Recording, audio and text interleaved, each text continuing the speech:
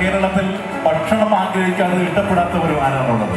അപ്പോൾ നമുക്ക് ഭക്ഷണം, വ്യത്യസ്തമായ ഭക്ഷണങ്ങൾ പരിചയപ്പെടുത്തി നമ്മുടെ മനസ്സിലേക്ക് ഇടത്തിച്ച് നമ്മളെ കൊതിപ്പിച്ചു കൊണ്ടിരിക്കുന്ന ഒരു മനുഷ്യനാണ്.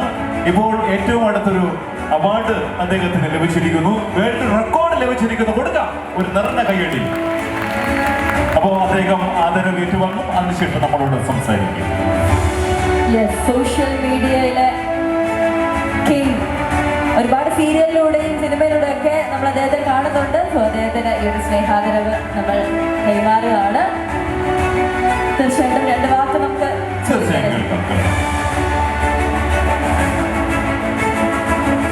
ഭയങ്കര സന്തോഷമുള്ള ഒരു സമയമാണ്. പ്രത്യേകിച്ച് എൻ്റെ സ്വന്തം റാണിയമ്മയുടെ തന്നെ എനിക്ക് ഒരു അവാർഡ് ആദ്യമായിട്ടാണ് നേരിട്ട് മേടിക്കുന്നത് അമ്മയുടെ. ഒരുപാട് വേദികളിൽ ഒരുമിച്ചുണ്ടായിരുന്നിട്ട്. അപ്പോൾ എൻ്റെ അമ്മയെ പോലെ തന്നെയാണ്. അതുപോലെ തന്നെ ഡോക്ടർ ജിജി, ജ്യോതിഷ് സുഭാഷ്, ജോഷിൻ്റെ സിസ്റ്റർ ഇവിടെ ഇല്ലല്ലേ, ജോർജിയയിലാണ്. പുള്ളിക്കാരിയും മെഡിസിൻ പഠിച്ചിട്ടും